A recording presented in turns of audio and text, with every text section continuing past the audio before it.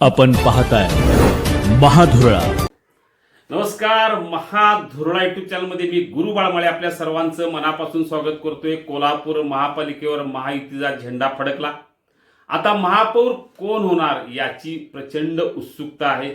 खरं तर महापौर पदाचं आरक्षण अजून पडायचं आहे, त्याला 8 ते 10 दिवस लागतील, कारण मुख्यमंत्री सध्या परदेशात आहेत. ते आल्यानंतर मंत्रिमंडळाची बैठक होईल आणि त्यामध्ये निर्णय होईल की कधी आरक्षण काढायचं, आणि त्यानंतर ही प्रक्रिया म्हणजे 8 ते 10 दिवस महापौर पदाचं आरक्षण निघण्याची शक्यता नाही. राज्यातलं सगळं आरक्षण एकाच वेळी निघणार आहे. त्यामुळे त्यानंतरच खऱ्या अर्थानं महापौर पद साठी इच्छुक भरपूर आत्तापासून आहेत, पण नेमकं कुणाला मिळणार हा निर्णय 8-10 दिवसांनी होईल. तरीही महापौर आरक्षण हे पडल्यात तर कोण इच्छुक, हे पडलं तर कोण इच्छुक, म्हणजे महिला झालं तर कोण, सर्वसाधारण झालं तर कोण, ओबीसी झालं तर कोण, याची चर्चा सध्या जोरात सुरू झाली. कारण कोल्हापूर महापालिकेत महापौर हा भाजपचाच होणार हा निर्णय झालेला आहे. कारण 54 वर्षात पहिल्यांदाच भाजपला ही संधी मिळते. सर्वाधिक जागा त्यांच्या निवडून आल्यात, त्यामुळे शिवसेनेनं दावा सुद्धा केला नाही की आमचा महापौर करा. त्यामुळे पहिला महापौर हा भाजपचाच होणार हे 100% खरं आहे. यात आणखी 2-3 चर्चा सुरू झाल्यात, ते म्हणजे अडीच वर्षाचं महापौर पद किंवा 1.25 वर्षाचे 4 महापौर पद, असाही तोडगा आता निघू लागला. 2-3 दिवसात या संदर्भात निर्णय होईल. म्हणजे 1.25 वर्षाचा 1 महापौर, म्हणजे 2.5 वर्षात 2 महापौर, पुढच्या 2.5 वर्षात 2 महापौर, अशी एकूण 4 महापौर कोल्हापुरात करण्यासंदर्भात सध्या चर्चा आहे. पण पहिला महापौर हा काही झालं तरी भाजपचा होणार हे नक्की आहे. त्या दृष्टीनं भाजपच्या वतीनं महापौर होण्यासाठी काहींनी आत्तापासूनच फिल्डिंग लावलेलं आहे. जेव्हा आरक्षण पडेल त्या क्षणी निर्णय होईल की यांच्या गळ्यात महापौर पदाचं. महिला आरक्षण पडल्यास 2 किंवा 3 नावं सध्या फुल्ली चर्चेत आहेत. त्यामध्ये सगळ्यात पहिलं नाव आहे रूपा राणी निकम, ज्या भाजपच्या महिला जिल्हा अध्यक्षा होत्या. दुसरं नाव आहे ज्या सध्या भाजपच्या महिला जिल्हा अध्यक्षा आहेत त्या माधुरी नकाते. म्हणजे माधुरी नकाते आणि रूपा राणी निकम या दोघांपैकी, किंवा अगदीच तिसरं नाव आहे नेहा तेंडुलकर, या 3 नावापैकी एक नावावर निश्चितपणे पसंती होईल आणि महापौर निश्चित होईल. कारण माधुरी नकाते दुसऱ्यांदा निवडून आलेत, रूपा राणी निकम सुद्धा दुसऱ्यांदा निवडून आलेले आहेत.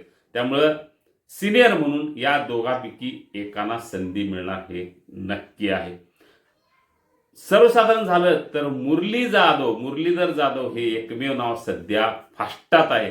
कारण मुरली जाधव हे 4थ्यांदा निवडून आले. त्यांच्या घरात 2 नगरसेवक आहेत. सृष्टी जाधव त्यांच्या भावाच्या पत्नी त्या निवडून आलेल्या आहेत, पुतण्याच्या पत्नी त्या निवडून आलेत, आणि त्यांचे भाऊ 2 वेळा निवडून आले होते, मुरली जाधव 4 वेळा, आणि पुन्हा दुसरं नगरसेवक पद घरात. यामुळे सगळं पाहता मुरली जाधव याच नावाभोवती शिक्कामोर्तब होण्याची शक्यता जास्त आहे. कारण सिनियर आहेत आणि पक्षासोबत आहेत. शिवसेनेला अगदीच राज्य पातळीवर काही निर्णय झाला की राज्य पातळीवर 22 महापालिकेचे महापौर पद आता महायुतीकडे आहे. त्यामुळे राज्य पातळीवर इचलकरंजी तुम्हाला घ्या, सांगली आम्हाला द्या, किंवा पुणे आम्हाला द्या, असा काय निर्णय झाला आणि कोल्हापूरचं महापौर पद शिवसेनेला गेलंच, तर मात्र शारंगधर देशमुख, ऋतुराज क्षीरसागर या 2 नावाभोवती निश्चितपणे ही गाडी फिरेल. त्यातल्या त्यात शारंगधर देशमुख यांचं नाव आघाडीवर असेल, कारण अनेक वर्षे 3 वेळा ते निवडून आले आहेत, 4थ्यांदा आता निवडून आले आहेत.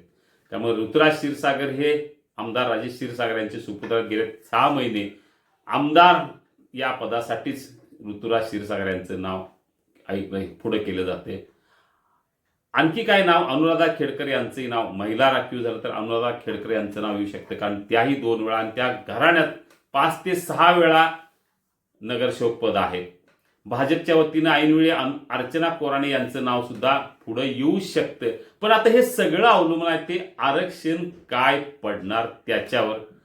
शक्यतो भाजपचाच महापौर होणार काही झालं तरी, कारण शिवसेनेनं आता कोल्हापूर पातळीवर हे पद भाजपकडे असावं असे मान्यता दिलेली आहे. पण हे सगळे निर्णय होणार आहेत ते मुंबईत मुख्यमंत्री देवेंद्र फडणवीस आणि उपमुख्यमंत्री एकनाथ शिंदे यांच्या सल्ल्यानेच होणार आहे.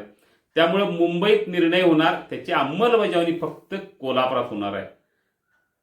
मग पहिला निर्णय होणार भाजपचा महापौर, मग उपमहापौर पद कुणाला, स्थायी समितीचं चेअरमन पद कुणाला, याचाही निर्णय होईल.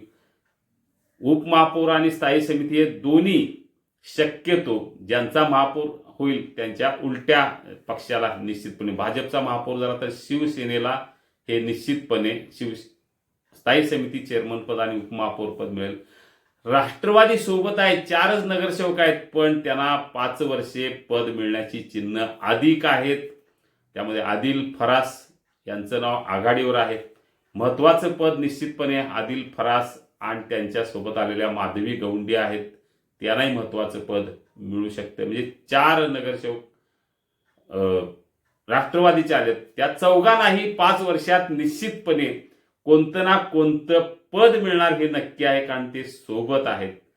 त्यामुळं चौघांचं निश्चितपणे पद मिळेल हे नक्की आहे. हे सगळं करता असताना जनसुराजला सुद्धा सोबत घेण्यासंदर्भातली चर्चा सुरू झाली आहे. जनसुराज मित्र पक्ष आहे, त्यामुळे एक जरी जागा निवडून आली तरी ती विक्रम जरग यांचे सुपुत्र अक्षय जरग, ते सुद्धा आता महायुतीबरोबर येणार. 2 दिवसात या संदर्भात निर्णय होण्याची चिन्ह आहेत, तशा चर्चा सुरू झालेल्या आहेत. म्हणजे आजची बातमी हीच की महापौर भाजपचा होणार, आरक्षण काय पडणार त्याच्यावर 4 नावापैकी एका नावावर शिक्कामोर्तब होणार. उपमहापौर आणि स्थायी समितीचे सभापतीपद शिवसेनेला मिळणार आणि राष्ट्रवादीला एक तरी महत्वाचं पद नक्की मिळणार. आपल्याला अशाच राजकीय बातम्या हव्या असतील तर आत्ताच सबस्क्राईब करा महाधुरळा यूट्यूब चॅनल. धन्यवाद.